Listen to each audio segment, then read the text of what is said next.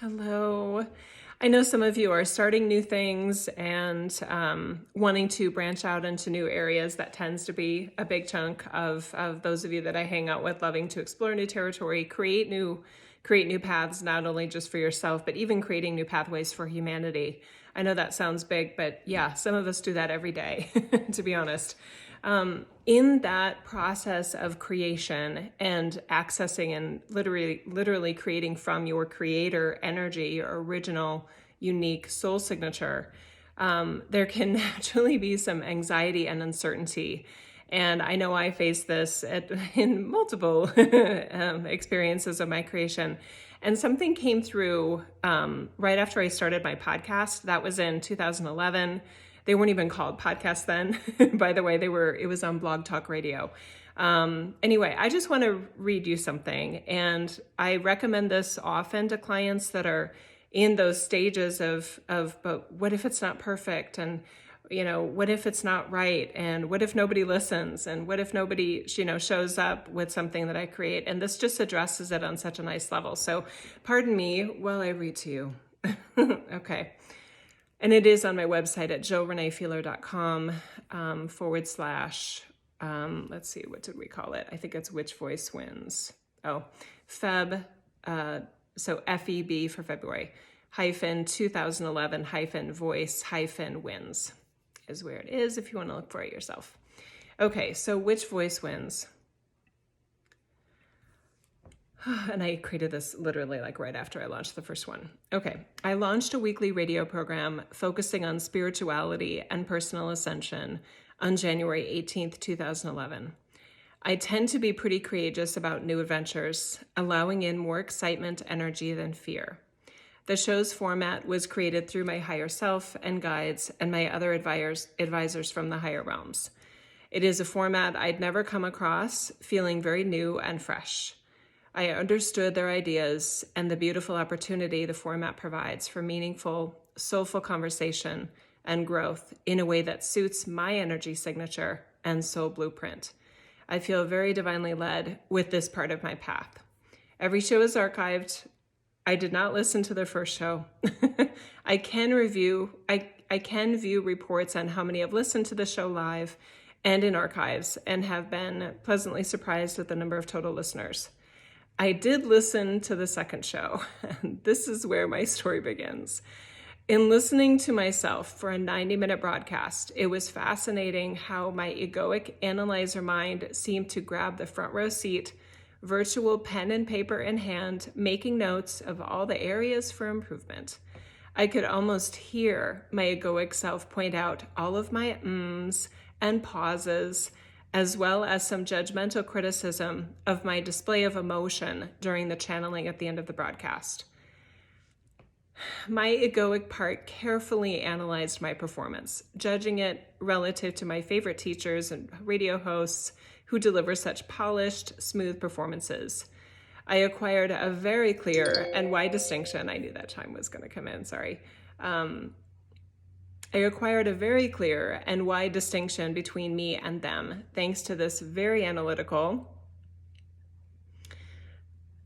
very rational voice that is part of me as Jo. After this critique, my inner child was ready to call it quits, canceling all further shows and feeling sentiments like, I am just not ready for this. I need to stop this nonsense and wait until I'm good and ready. What was I thinking? I only woke up a couple years ago. I have no business with a radio show. Can't you just feel her head collapsed on the table and her fists pounding? Do you know this voice, this energy within yourself? Many of us know very well this voice. This is the energetic voice that stops us from living our dreams. This is the voice that talks us out of taking the next step in being who we came here to be. I felt that energy for a good part of the morning that day of my listening and reliving that archived second show. Then I heard another part of my energy coming through, reminding me of the amazing feedback I received from the live audience, the listeners who called in for readings, the positive texts from friends who listened, the favorable emails, and many new followers of the show. I considered that feedback and contrasted these two perceptions I was receiving from within. My egoic voice was ready to chime in with its own negative interpretations of the feedback, which you can only imagine. But I quickly indicated to that egoic voice that it had had its turn. I'd heard enough and was well aware of its stance on the situation. I was off to my day with the whole issue put to the side for now. It was in the solitude of my drive home later that day that I heard my true voice, my higher self, with the combined energies of my guides and advisors. They were patient and loving and kind as always. Their messages were as clear as a beautiful blue ocean and as melodic as a symphony. You aren't doing this show to be like the other teachers and radio hosts you enjoy. You are not them. You are doing this show because you know you have a unique perspective, a unique voice to share with those desiring insights on their ascension.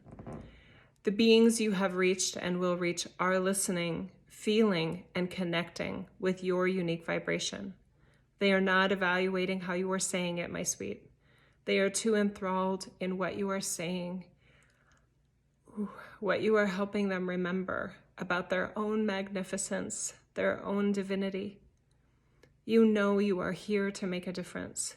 You know many of those you are encountering are also here to make a difference. It takes many voices and many flavors of love and encouragement to help the masses choose to move. You promised to be you, and that is all that we ask. After hearing that perspective, I feel home again. The home within my body, heart, and soul that I chose to expand and make my own at the dawn of my personal ascension process. My egoic part of me has a smaller room than it had prior to my awakening. My inner child has her fantasy bedroom with full canopy bed and twinkly lights and a hug and a kiss whenever needed. But my higher self was promoted to overseer of my journey, given full authority of the homestead. My higher self has been doing a fabulous job creating and allowing more joy, more love, and more enthusiasm for being than I ever dreamed was possible. I share this experience for two reasons. Perhaps it offers some insights into how one can hear, discern, and harmonize the conflicting perspectives we have within our own energy fields, let alone when we invite in others' perceptions. Also, I share it as an example that no matter where we are in our ascension process, these clouds of doubt, these waves of fear arise, intending to keep us safe in our little boxes, not trying new things, not finding the courage to align with our soul's purpose. My real insights came by giving the higher self an opportunity to be heard.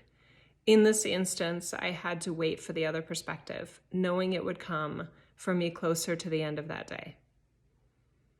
Discernment comes from hearing all the players within ourselves, and then choosing which one feels the most in alignment with our highest good, the highest good, and also the most exciting and enjoyable or terrifying.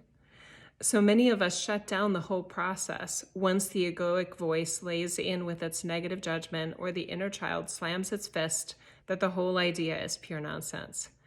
My egoic voice would have pulled the plug on the whole show 15 minutes into listening it. My inner child would have been right there as well, asking for milk and cookies or maybe ice cream to make the whole scary thing just go away from our memory bank.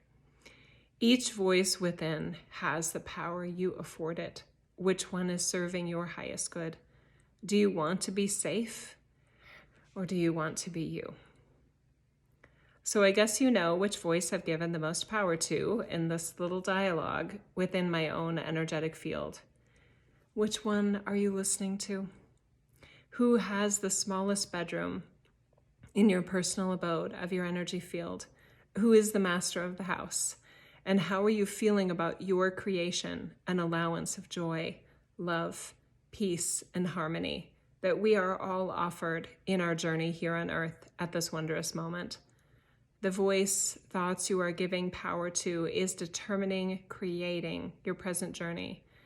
I recommend you choose wisely. Your joy, your authenticity, your depth, your soulfulness is waiting for you. I hope that's helpful. Bye-bye, you guys.